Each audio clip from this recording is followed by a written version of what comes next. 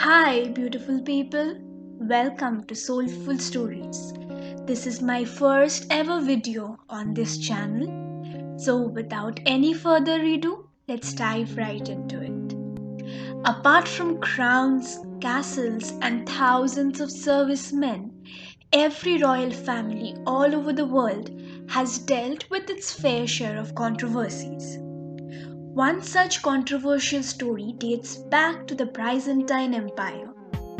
Queen Irene of Athens, also referred to as Irene the Great, was the first woman to be the sole ruler of this empire. She was admired for her beauty and intelligence.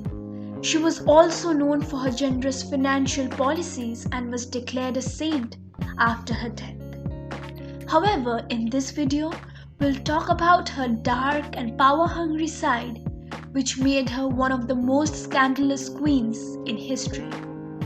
Irene was born into a noble Greek family.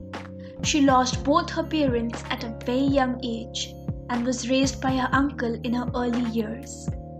Emperor Constantine V Copronymus was so influenced by her beauty that he chose her to marry his son Leo.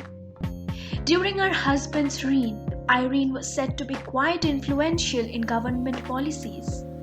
But a few years later, her husband died at a mere age of 30, and the throne was left to her. It is believed that she was the one who poisoned Emperor Leo to get the throne. On the contrary, she did not receive much hate and was loved by her people due to her liberal mindset. Irene had a son named Constantine, who was only 9 when his father died. As he began to grow up, he realized that he deserved to be the sole ruler and not his mother. In early 790s, several riots began to make Constantine the ruler. After quite a few riots, Constantine and Irene decided to co-rule the empire. However, Irene wasn't quite happy about Constantine ruling alongside her, and both of them also were on the same page when it came to making decisions. Constantine's marriage wasn't quite successful. He divorced his wife and got married to his mistress and had a son with her. This act of his was considered illegal and he was accused of adultery by the people as well as the church. Irene took advantage of this whole situation and decided to conspire against her only son for power. She blinded him in the same chamber where he was born.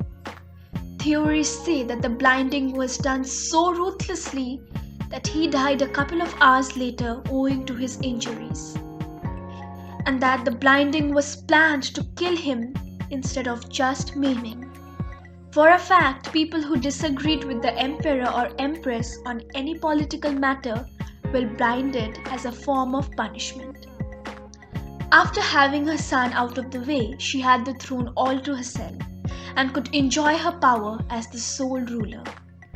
However, her good days didn't last long. In 1802, patricians conspired against her and she was overthrown by her very own finance minister. She was sent forcefully to Lesbos where she spun wool to support herself. She died in the following year on 9th of August.